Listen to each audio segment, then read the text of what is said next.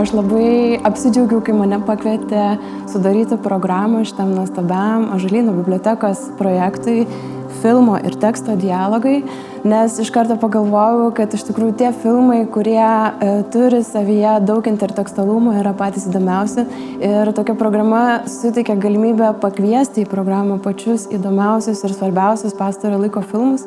Tai šių 9 filmų programa bus sudaryta iš tokių pačių rimčiausių autorinio kino atstovų, kurių filmai buvo įvertinti tiek kritikų, tiek žiūrovų pastaruoju metu visame pasaulyje. Taip kad pasitikėkite šitą programą kaip viena tokia turbūt koncentruota, pačia geriausia ir įdomiausia kino programa. O turbūt tas kinas, intertekstualus kinas yra įdomiausias galbūt tuo, kad jis yra labai sąžiningas su savo žiūrovu, nes tie režisieriai, kurie nebijo kreiptis ir į žiūrovą kaip į intelektualų, gebantys skaityti įvairias nuorodas į kitus skirtingus tekstus, yra turbūt